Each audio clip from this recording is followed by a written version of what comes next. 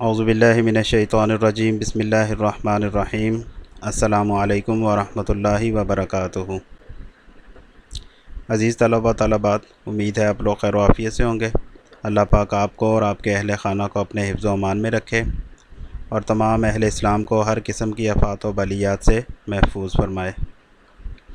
گزشتہ لیکچر میں بیٹے ہم لوگوں نے میر انیس کی نظم میدان کربلا میں گرمی کی شدت کے پہلے 3 بند کی تشریح کی تھی۔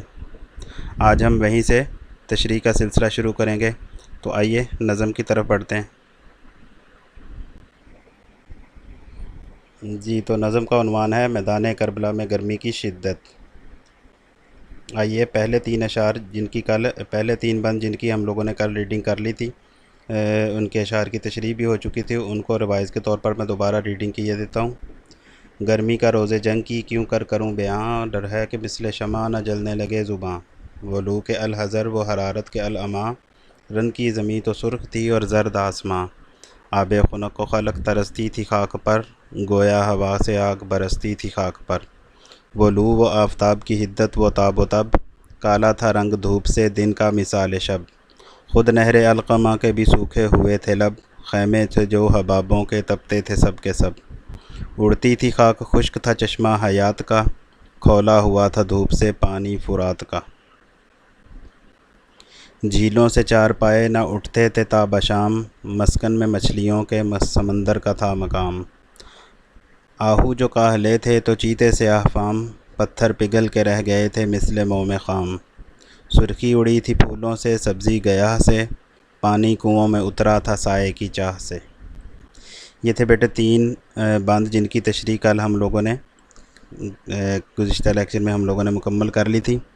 آگے بیٹے شعر ہے، کوسوں کسی شجر میں نہ گل تھے نہ برگ و بار، ایک ایک نخل جل رہا تھا صورت چنار، ہنستا تھا کوئی گل نہ لہکتا تھا سبز زار، کانٹا ہوئی تھی سوکھ کے ہر شاخ باردار، گرمی یہ تھی کہ زیست سے دل سب کے سرد تھے، پتے بھی مثل چہرہ مدقوق زرد تھے،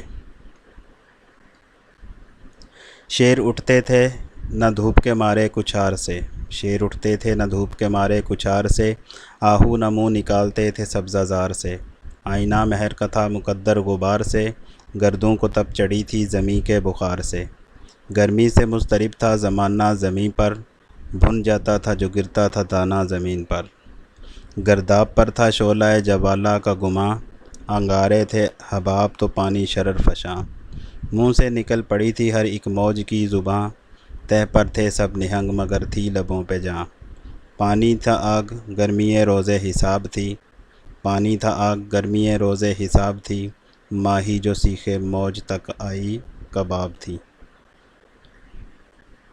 یہ تھے بیٹے آپ کے آخری 3 اشعار کی بھی ریڈنگ میں نے آپ کے سامنے کی ہے۔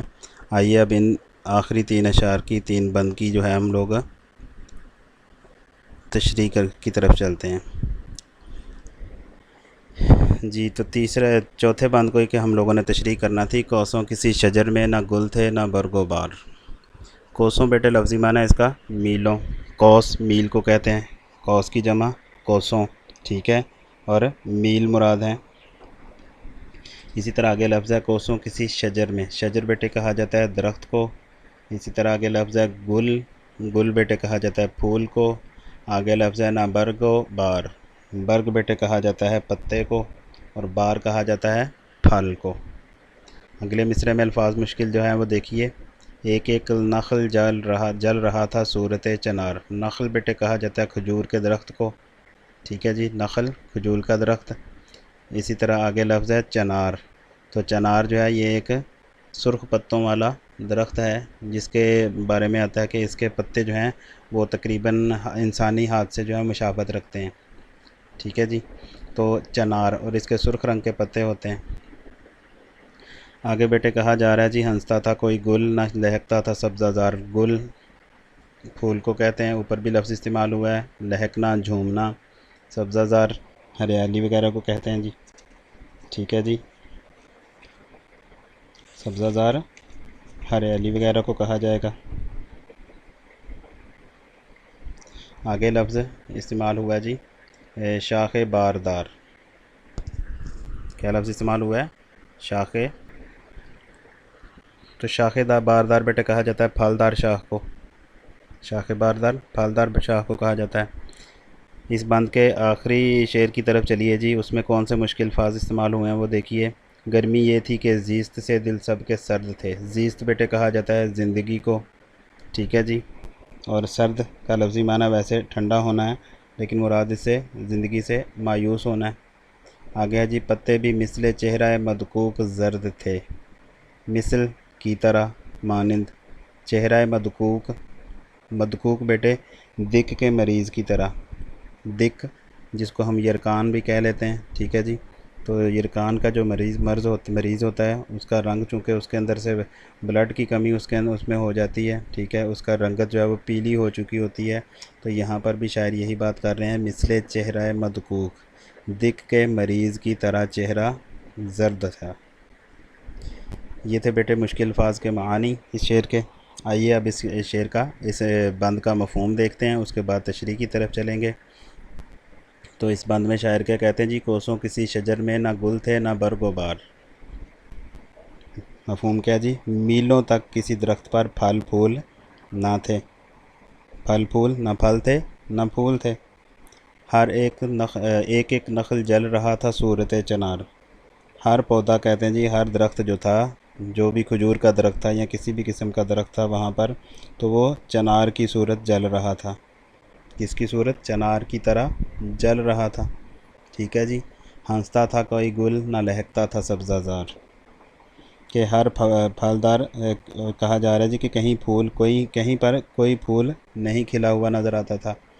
हंसता था कोई गुल ना लहकता था सब्ज़ाज़ार, कि किसी जगह पर कोई फूल खिला हुआ नज़र जो है वो नहीं आता था। हंसने से मुराद यहाँ पर फूलों का खिलना है, लहकना है, झूमना मुराद है। आगे कहा जा रहा थी कांटा हुई थी सूख के हर शाख बारदार, के हर फलदार शाख जो है वो सूख कर कांटा बन चुकी थी।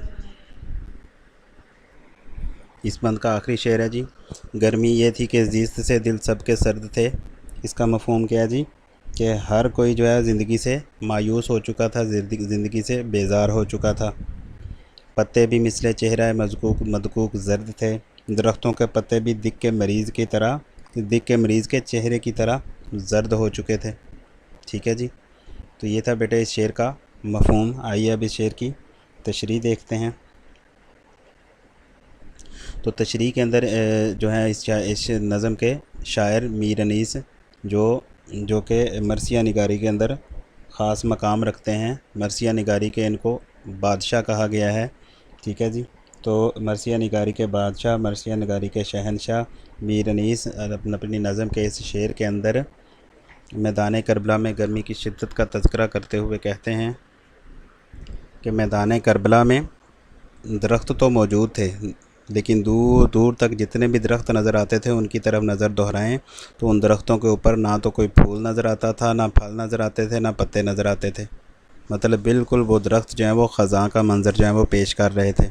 उसी को यहाँ पर शायर ने कहा, कोसों किसी शजर में ना गुल थे ना बरगो पार, कि मीलों तक नज़र दोहराएं तो दरख्त तो नज़र आते थे, लेकिन उन दरख्तों की कैफियत जो है वो ख़ज़ां के अंदर जिस तरह दरख्तों की कैफियत होती है, पत्ते झड़ चुके होते हैं, उनके ऊपर फल फूल नज़र बिल्कुल भी नहीं आते। तो यही कैफियत वहाँ पर गर्मी की शिद्दत की वजह से उन दरख्तों की हो चुकी थी।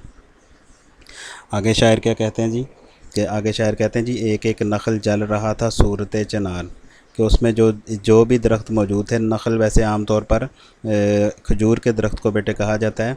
तो उस खजूर के दरख्त के ऊपर कहते हैं जी हर किस्म के उसकी चूँकि पत्ते झड़ चुके थे, ठीक है, फल उसके ऊपर मौजूद नहीं थे, तो वो दरख्त बिल्कुल टुंडे से हो चुके थे।